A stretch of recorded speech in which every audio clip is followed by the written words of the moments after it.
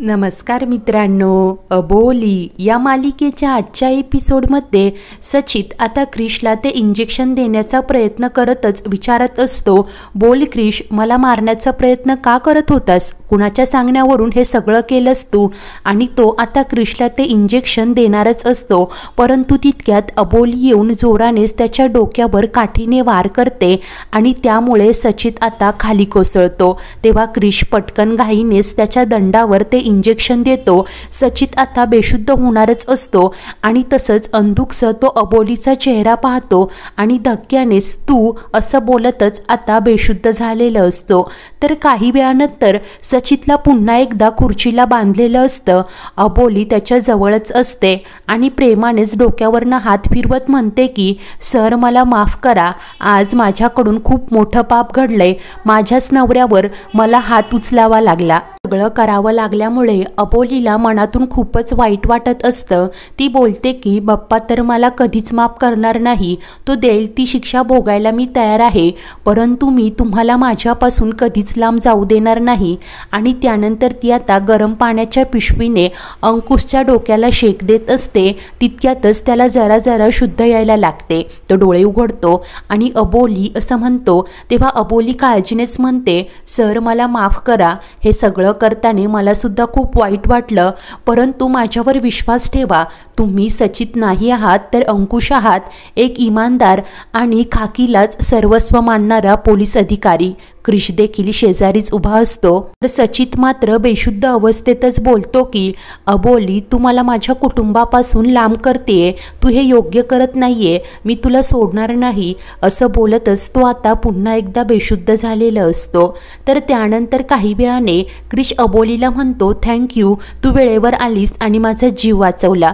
तेव्हा अबोली म्हणते, अरे तू काय थँक्यू बोलतोय, थँक्यू तर मी तुला म्हणायला पाहिजे, या अशा परिस्थितीत तू मला मदत करतोय। तेव्हा क्रिश विचारतो, तुला खरंच खात्री आहे का की ते आपलेच अंकुश सर आहेत म्हणून? तेव्हा अबोली सांगते, हो क्रिश, परंतु नीताताई, पल्लवी, विजया यांच्यामुळे त्यांना काही आठवत नाहीये आणि तिथे राहून त्यांना काही आठवलंही नसतं। तेव्हा क्रिश म्हणतो, आणि म्हणूनच तर तू त्यांना तिथून बाहेर काढलंस, इथे डांबून ठेवलंय त्यांच्यावर उपचार व्हावेत म्हणून। अबोली हतबल होत म्हणते, माझ्याकडे दुसरा काही पर्यायच नव्हता क्रिश, मला फक्त एवढंच वाटतं की अंकुश सर लवकरात लवकर बरे व्हावेत म्हणून। तेव्हाच आता अबोलीने बोलावलेले एक थेरपिस्ट डॉक्टर तिथे येतात आणि सांगतात की हिप्नोटिझम आपल्याला तेव्हाच करावं लागतं जेव्हा पेशंट गुंगीत असतो। आता इंजेक्शनचा प्रभाव उतरत आलाय, ते सेमी कॉन्शियस आहेत, म्हणून आपल्याला ट्रीटमेंटला सुरुवात करावी लागेल। आणि तेव्हा अबोली व क्रिश देखील होकार देतात। तर दुसरीकडे शार्दूलचाही ताप उतरत नाही आणि सचित देखील गायब आहे, यामुळे पल्लवी खूपच टेन्शनमध्ये आलेली असते। तर विजया सांगते की हा सगळा सचितचा डाव नसेल ना, त्याला नक्की खात्री पटली ना की तो सचितच आहे, कारण जर का त्याला आठवलं की तो अंकुश आहे तर तो हे सगळं करूच शकतो, किंवा जर का त्याला कोणी किडनॅप केलं असेल तर काही फोन नाही, चिठ्ठी नाही, कोणी केलं असेल, कुठे गेला असेल तो, असा विचार करतच पल्लवीला सांगू लागते। तर इकडे आता डॉक्टरांनी हिप्नोटिझमला सुरुवात केलेली असते। सचितच्या डोक्याला काहीतरी लावलेलं असतं आणि ते प्रश्न विचारतात, तुम्ही कोण आहात, तुमच्याबद्दल काहीतरी सांगा। तेव्हा आता सचित बेशुद्ध अवस्थेतच सांगू लागतो की मी सचित राजे आहे, मी कोल्हापूरचा एक बिझनेसमॅन आहे, जी एक फॅमिली आहे, माझी बायको पल्लवी आणि मुलगा शार्दूल, सध्या आम्ही एका चाळीत राहतो, माझ्या इच्छेविरुद्ध त्या अबोलीने आम्हाला तिथे राहायला भाग पाडलंय, ती मला तिचा नवरा समजते, परंतु मी अंकुश नाहीये, अंकुश हे नाव याआधी मी कधी ऐकलंही नाही, असं आता सचित बेशुद्ध अवस्थेतच अडखळतच सर्व काही बोलत असतो। त्याचं हे बोलणं ऐकून अबोलीला मनातून खूप वाईट वाटत असतं। तर डॉक्टर पुढे विचारतात, ठीक आहे, जाऊ द्यात, आपण थोडं मागे जाऊयात, 6 महिन्यापूर्वी तुमचं आयुष्य कसं होतं, घडलं होतं, तुम्हाला काही आठवतंय का, असा सचितला प्रश्न करतात।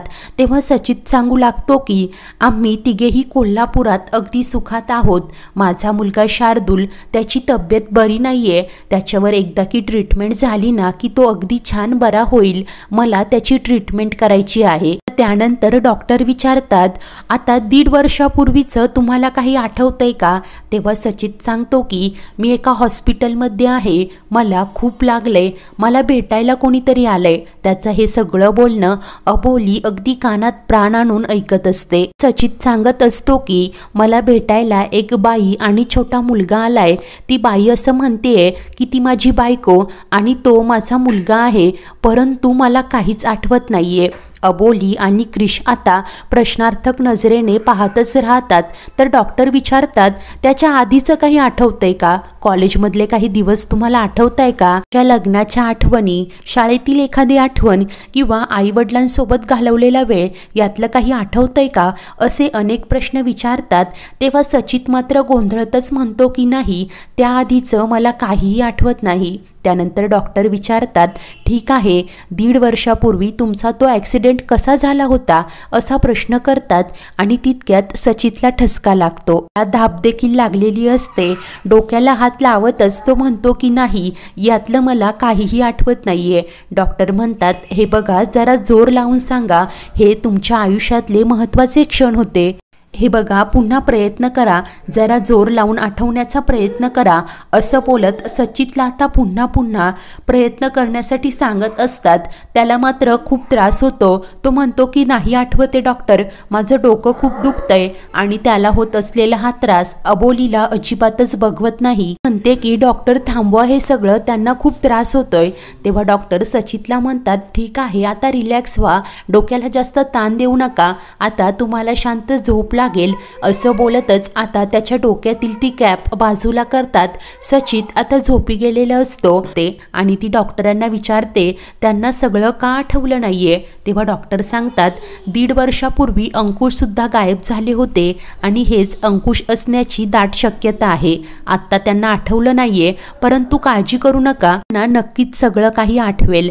त्यांच्या मनाच्या कोपऱ्यात कुठेतरी अंकुश असतीलच. आता आपल्यालाच हळूहळू त्यांना सगळ्या गोष्टींची आठवण करून द्यावी लागेल, हळूहळू त्यांना सगळंच आठवायला लागेल, असं क्रिश आणि अबोलीला सांगतात.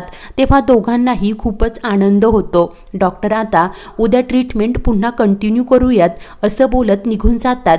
तेव्हा क्रिश म्हणतो की अबोली, तुझा विश्वास खरा ठरला, तुझे अंकुश सर सापडले आहेत, हळूहळू पूर्वीचं त्यांना सगळं काही आठवेल असं अबोलीला सांगत असतो. तर काही वेळाने आता सचितला खुर्चीला बांधलेलंच असतं, तो बेशुद्धच असतो. तर क्रिश अबोलीला सांगतो, तू घरी जा, मी लक्ष ठेवतो. तुझं इतक्या वेळ बाहेर राहणं म्हणजे त्या विजयाला संशय येईल आणि ती आपल्याला शोधून काढेलच. ती काय करेल ते माहिती नाही, त्यापेक्षा तू घरी जा. अबोली ठीक आहे बोलत जायला निघते.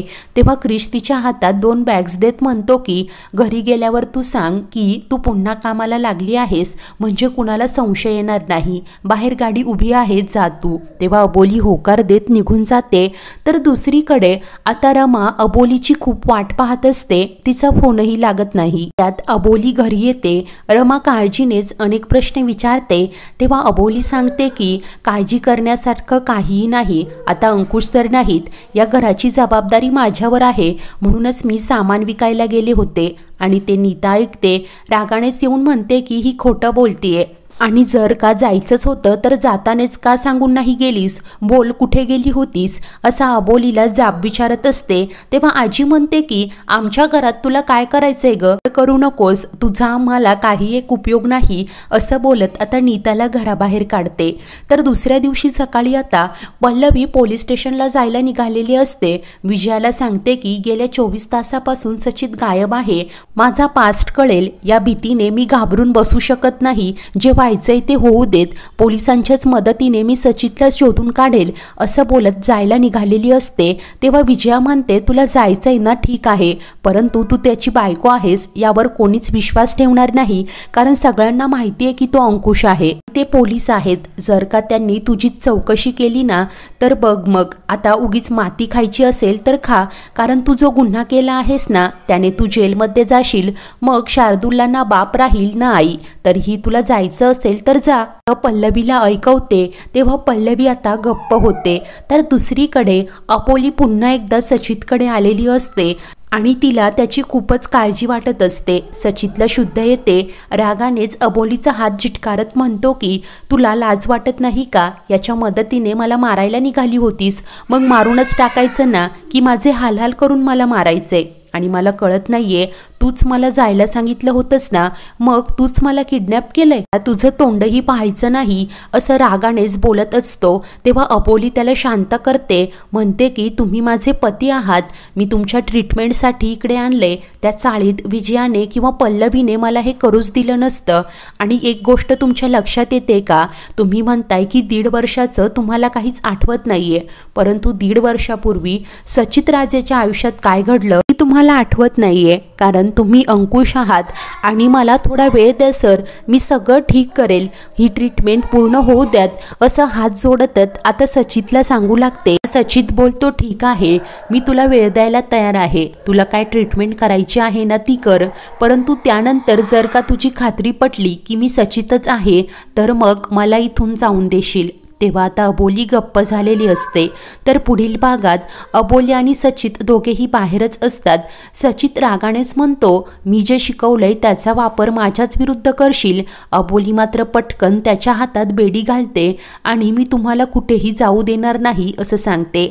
आणि तेव्हाच शरद त्या दोघांनाही पाहतो। इकडे आता अंकुश अबोलीमध्ये झटापट सुरू असते, तेव्हाच पोलीस येतात आणि हे सगळं काय सुरू आहे असं म्हणत त्यांना गाडीत बसवतात। तर इकडे शरद घरी आल्यावर सांगतो, मला वाटेत अंकुश आणि अबोली दिसले, दोघेही भांडत होते आणि त्यानंतर पोलीस त्यांना घेऊन गेले। ते ऐकून आता नीता आणि विजयाला तर धक्काच बसतो।